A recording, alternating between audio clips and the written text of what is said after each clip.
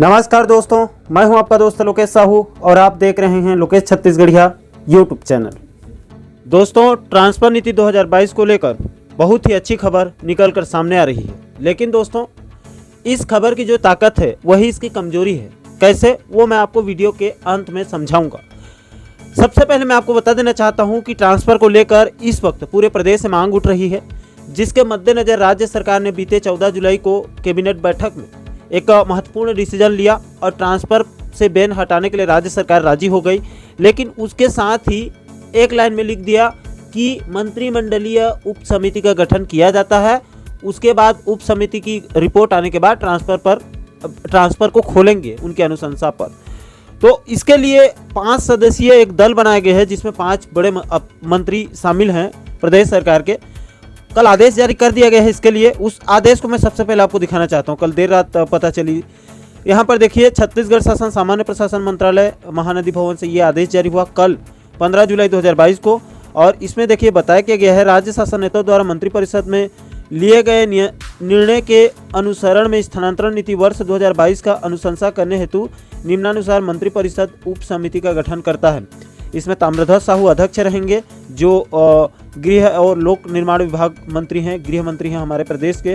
Doctor प्रेम साय टेकाम साहब, ये school शिक्षा मंत्री, आदिम जाति अनुसूचित जाति विकास मंत्री भी हैं और ये सदस्य रहेंगे। श्री मोहम्मद अकबर, जो वन मंत्री हैं, आवास पर्यावरण मंत्री, ये भी सदस्य रहेंगे। डॉक्टर शिव कुमार डहरिया, ये भी सदस्य रहेंगे। नगरीय प्रशासन विकास तथा श्रम विभाग के मंत्री श्रीमती अनिला भेड़िया जी, ये भी सदस्य रहेंगे। महिला और बाल विकास मंत्रालय इनके पास है। और नीचे देखिए, यहाँ पर महत्वपूर्ण बात एक लाइन में बताई गई। क्या कहा गया है, देखिए, यह उप समिति 2 सप्ताह के भीतर स्थानांतरण नीति वर्ष 2022 जारी करने के संबंध में अपनी अनुशंसा राज्य सरकार को प्रस्तुत करेगी। 2 सप्ताह यानी कि 15 दिन। नीचे देखिए, छत्तीसगढ़ के राज्यपाल के नाम से तथा आदेशानुसार डी सिंह, सचिव छत्तीसगढ़ शासन सामान्य प्रशासन विभाग। ये जो 2 सप्ताह है दोस्तों, इसको याद करना। मैं आगे इसके बारे में बताऊंगा एक लाइन में। और पोर्टल्स वगैरह की रिपोर्ट की माने तो ट्रांसफर तो खुल ही गया। आप देख सकते हैं, इसमें बताया गया है छत्तीसगढ़ में ट्रांसफर पर बैन को हटाने का फैसला सरकार ने ले लिया है। कैबिनेट में लंबी चर्चा हुई, जिसके बाद कैबिनेट ने ट्रांसफर पर बैन हटाने को लेकर एक उप समिति बनाने का फैसला लिया। मंत्रिमंडलीय उप समिति ट्रांसफर की नीति निर्धारित करेगी। जानकारी के मुताबिक इस समिति की पहली बैठक इसी महीने मानसून सत्र के तुरंत बाद होगी। GAD ने इसे लेकर आदेश जारी कर दिया है। उप समिति में 5 मंत्री होंगे। गृह मंत्री ताम्रध्वज साहू उप समिति की अध्यक्षता करेंगे। वहीं समिति के सदस्य के रूप में मोहम्मद अकबर, प्रेम साय टेकाम, डॉक्टर शिव कुमार डहरिया और अनिला भेड़िया को भी शामिल किया गया है। अब दोस्तों, इसमें 2 सप्ताह का वक्त मांगा गया है, यानी 2 सप्ताह दिया गया है। 2 सप्ताह के बाद जो ये उप समिति है वो अपना रिपोर्ट सरकार को सौंप देगी। और यहाँ पर 2 सप्ताह का जिक्र किया गया है, तो ये कब से लेके 2 सप्ताह है, इसके बारे में कोई यहाँ पर डिटेल्स नहीं है, कब से लेके कब तक 2 सप्ताह है। और दोस्तों, ये जो 15 दिन का वक्त इन्होंने मांगा है, मैं आपको बता दूं, आज हो गया आप लोगों का 16 तारीख। और इस हिसाब से देखा जाए, इधर के 4 तो ये 20 हो जाते हैं, उधर 10 तो 30, यानी कि 30 जुलाई तक। 30 जुलाई के अंदर में इनका 15 दिन के अंदर में ये इनको देना है। 15 दिन के बाद इनका रिपोर्ट सरकार को सौंपना है। तो भैया 20 से लेकर 27 तक तो विधानसभा सत्र है। उसके बाद विधानसभा सत्र खत्म हो जाएगा, मानसून सत्र।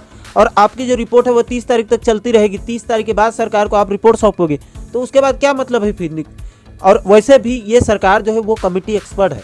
सैकड़ों कमेटी बन चुके हैं, अभी तक कोई कमेटी की रिपोर्ट नहीं आई है, ना ही कोई किसी भी कर्मचारी संगठन या और कोई अन्य वर्ग के संगठन जो आंदोलन कर रहे हैं, संघर्ष कर रहे हैं अलग अलग डिपार्टमेंट के, किसी की मांग अभी तक पूरी नहीं हुई है।